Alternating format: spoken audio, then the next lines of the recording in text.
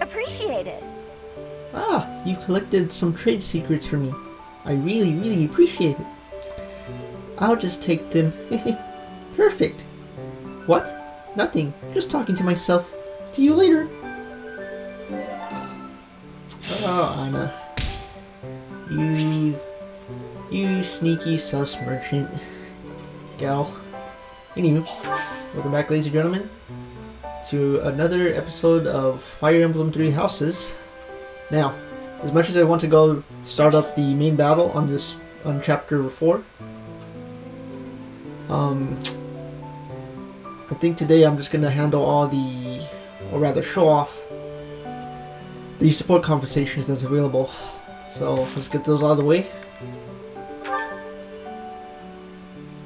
But I think this time I will save myself for last.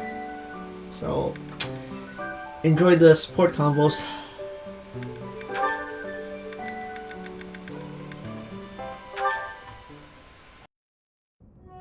Petra, you seem to be flourishing in your new environment.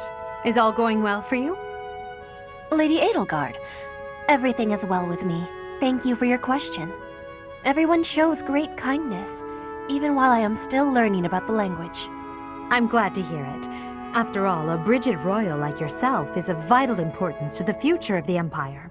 If you ever need anything, please let me know. It's my job to watch out for you after all. If that is your want, I will rely on you if I have the need. However, I will not have that need. I can resolve any problems that occur by myself. I don't doubt it. Perhaps I'm worrying too much. I just don't know what I would say to your family if something were to happen to you. Do not spend your worry on me. In Brigid, there is a phrase we say, "You cannot shoot two birds with one arrow." Brigid and I are that second bird. Your first target is your ambition. Can you disagree? There is certainly truth in your words. I do have ambitions that transcend all else for me. When I ascend the throne, there are certain things I must do. Tell me, Petra, who do you think I am? Huh? I will tell you. I am Edelgard von Hresvelg, and yes, I'm attempting to do what no one else can. I'm prepared to shoot two birds, or even three, with a single arrow. That is the least of the impossible things I will accomplish. If you don't need my patronage, then prove it. Show me your power. Never settle for being the bird. Be the arrow instead. I will take your words to my heart, and you will be seeing my power. I give you my promise.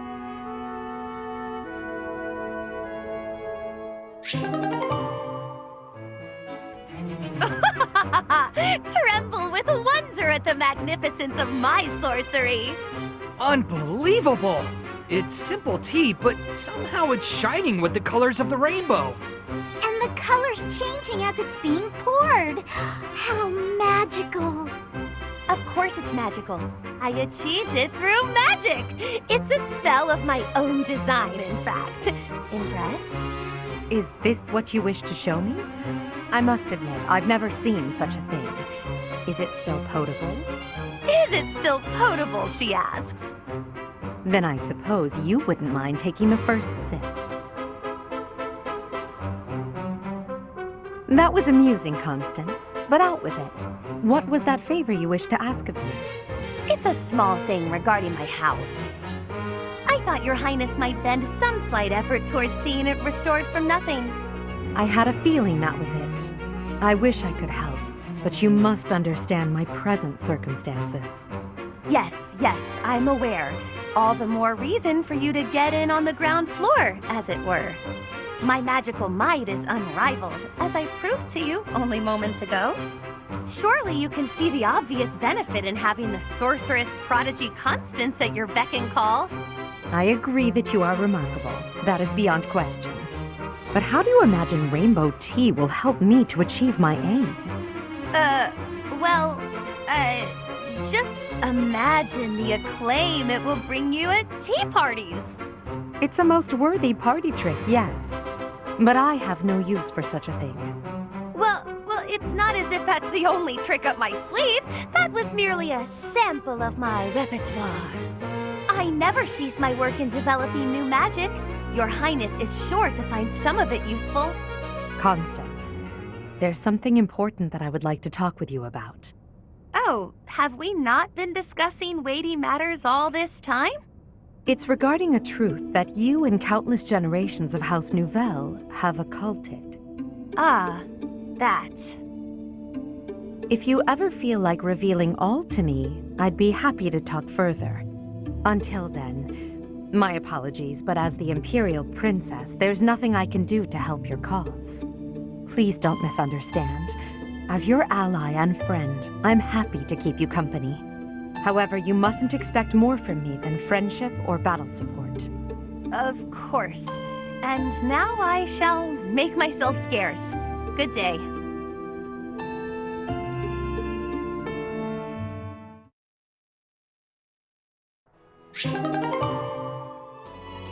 You were rather quiet in the last battle, Caspar. Not a single war cry to be heard. It was almost as if you weren't even there. I did it just for you, Hubert. Isn't that what you wanted? Weren't you the one who said my shouting would cause problems? Yes, I was. And at the time, you seemed intent on ignoring my advice. Well, that was then. Recently, my behavior caused trouble, just like you said it would. I was shouting the other day and some enemies heard. I pretty much gave our position away and left us open to attack. I mean, it turned out fine in the end, but someone could have died if things had played out differently. Anyway, I did some self-reflecting and realized that I probably shouldn't shout so much. A decision that I'm proud to say I came to all on my own. All on your own, huh? It was a bad decision. Being too quiet on the battlefield is extremely dangerous. I'm sorry, what? That's the exact opposite of what you said before. Having seen you fight in silence, I have no choice but to accept the truth that your shouting is vital. What in the world are you talking about? We've all grown used to the way you fight. Your battle cries help morale, and your instructions rise above the din of battle. I would go so far as to say that the soldiers under your command would be lost without the guidance of your booming voice. I really don't get you, Hubert. You inspire people. The benefits of your shouting outweigh the risks. Something wrong? Yeah! I'm back! If you want me to shout, then I'm gonna shout! I'm not even gonna think about it! I knew you'd come around! Don't get too excited. You'll be ambushed again. Then I guess I'm gonna have to fight some guys while shouting!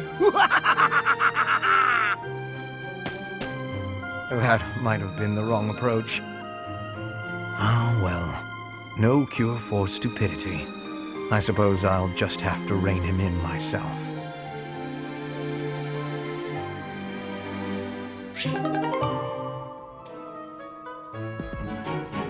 Petra. Industrious as ever, I see. Hello, Hubert. Yes, I am trying to be industrious. I must be working hard to improve my position. Right now, it is not a good one. Even accounting for that, your efforts are impressive. I wish a little of you would rub off on certain people here. One troublesome slouch in particular. Rub? I will not be rubbing on anyone. Not literally. I never would have imagined you would adjust so well to life in Fodlan.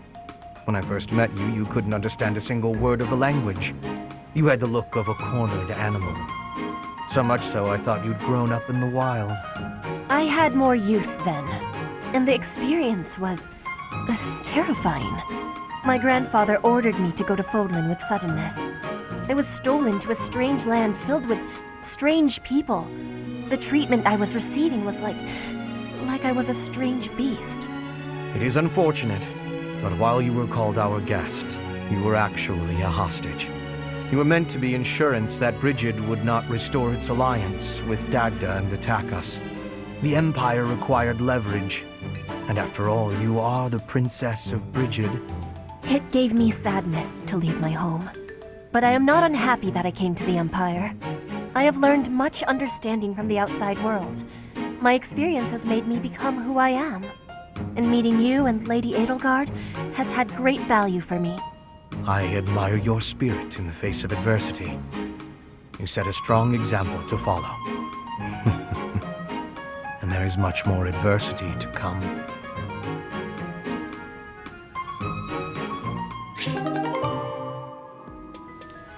Stupid rain! Go back to the stupid cloud you came from. I'm soaked. Achoo! What a pain. Happy? Yikes, you look like you just crawled out of a lake. Here, dry yourself off.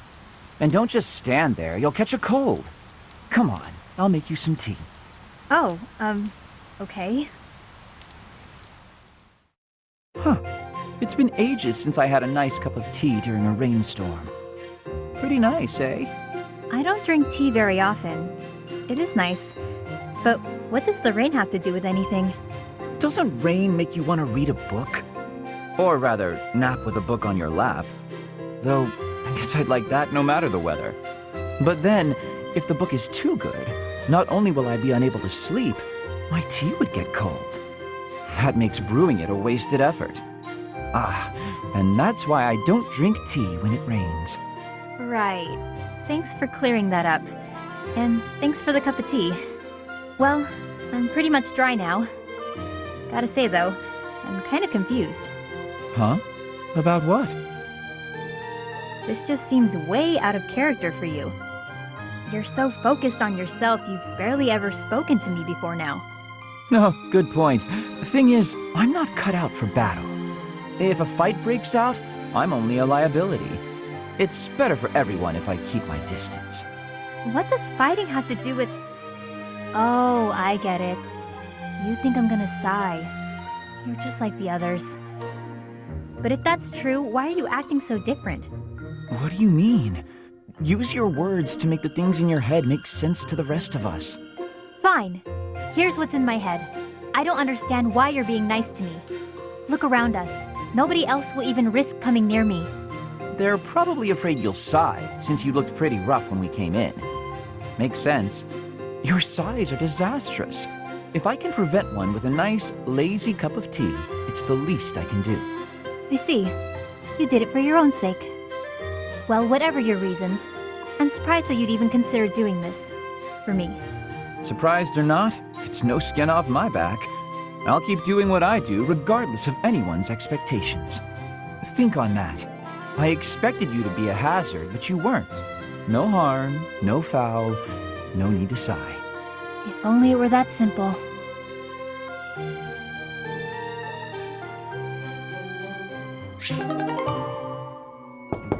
Bernadetta, please come out of your room. You've been in there for ages. You need to train. No. Sorry, not happening. I'm not playing around, Bernadetta. This training is absolutely crucial to your future. I don't care. I can't handle it today. Please leave. Why did you come here? Why did I come here? I didn't choose to join the academy. I was forced. I suppose not everyone has to be pleased about being here. But even so, Bernadetta, I'll ask one more time. Please come out of there. And I'll tell you one more time. It's not happening. Not right now. Not today. You leave me no alternative. If you're near the door, you'd better step away. My door!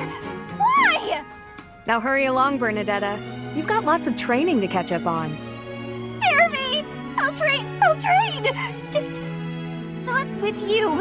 Anyone but you, please. Is that so? That presents a problem. I know we are two very different people, but whether or not you like me, we are on the same side and must learn to work together. It's not about any of that! If this is how you treat people on your own side, What do you do to your enemies? Don't ask questions you don't want answers to. I did what was necessary to get you to comply. Nothing more. I do hope that the professor will be able to help you through the rest of your training. In the meantime, I will fix your door. Good luck.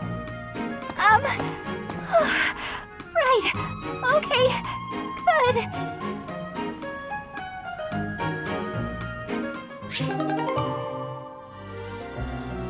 Hello, Professor.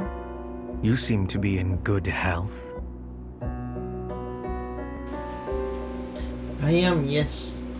And yourself? Of course. Doesn't seem intimidated. Something wrong? No, not at all. It's just that I find myself a little concerned for your well-being. You see, Lady Edelgard has taken something of an interest in you.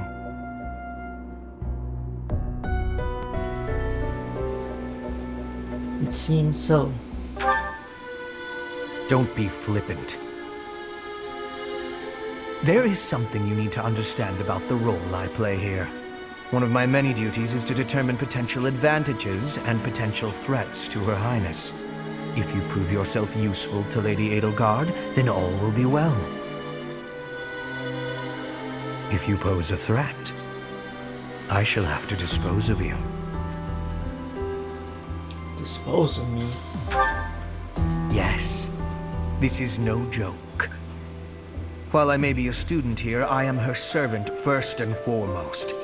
Therefore, if an untimely demise is not to your liking, you would do well to demonstrate your utility with all haste. I should warn you that I am far less compromising than Lady Edelgard. Do not be at ease merely because you stand in her good graces for the time being. I'm not worried. Huh. Such confidence. I'm beginning to see why you caught her eye. My family, House Vestra, has been sworn to House Resvelg for generations. Since the dawn of the Empire, we have worked to protect the Emperor by any means necessary. Both in the open and in the shadows. If you incur our wrath, you will see just what I mean.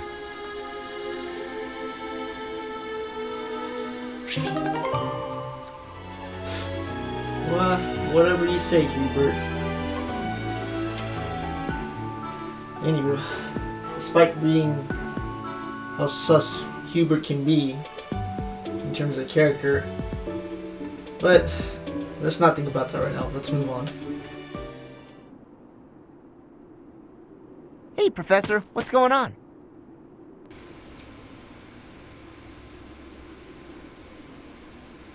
Quiet. Okay. Why are we being so quiet, though? Oh, look at that guy. He looks pretty suspicious.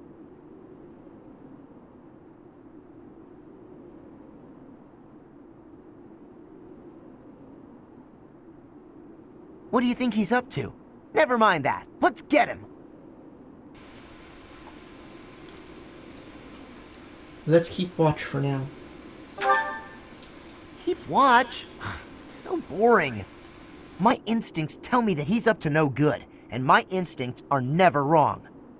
Come on, let's get him before he has a chance to strike.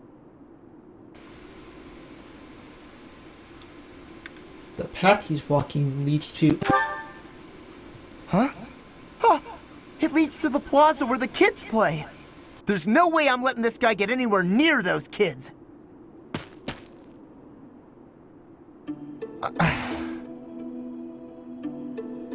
Caspar, why did you disobey your professor? Well, I am not seeking excuses from you. I asked because I want you to consider your actions and apologize for them. It just so happens that you were correct in your assumption that this man was a villain. If that were not so, he would not have chosen to take his own life upon seeing you advancing toward him. Great. So I was... But, because of your actions, that is all we know. There is no way for us to know who he was, what he was planning to do, or if he has allies lurking about. The only lead we have is a scorpion tattooed on his arm. If this indicates that he was a member of an underground organization, we have no way of dealing with it. Are you prepared to be held responsible if his group commits a serious crime?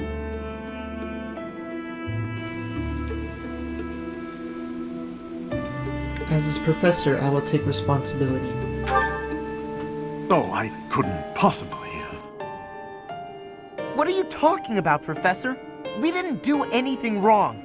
Those kids might have been in danger if we didn't act. I couldn't just stand by and let that happen.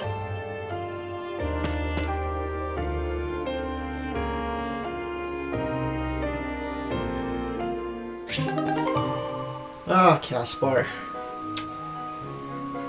He may be a hothead, but his heart is in the right place, doing what's right. For the greater good, of course.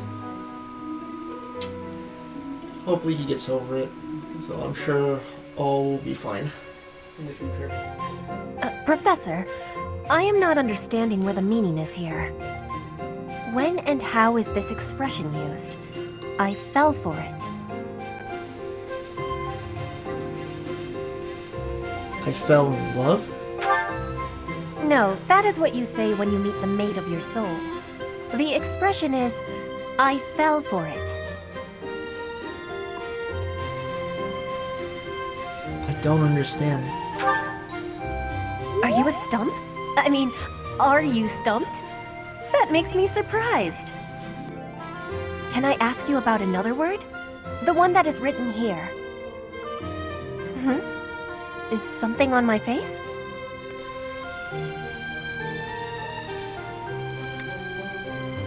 Oh, wow. Like, straight up, huh? Your cheeks are on your face. Yes, I know about that. That is a joke of Fodlan, right? Is that really what you are thinking? Or maybe you have curiosity about the mark on my face. The mark? You are already knowing that I am from Brigid. This is a mark from Brigid. It is a prayer to the forest spirits, a prayer to be protected. Hunters ask the forest spirits to have safe and bountiful hunting. There are many spirits in Brigid. I have more marks on my arms and back. They are prayers for my family's health and triumph. Are you wanting to see them? I would love to. That gives me happiness. I will be showing them to you soon. I have much gratitude for you, Professor. You always listen with patience.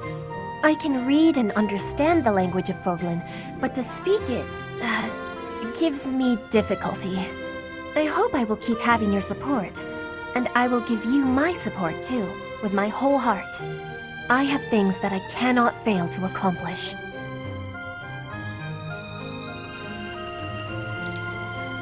Let's do our best. Yes, we will keep walking forward.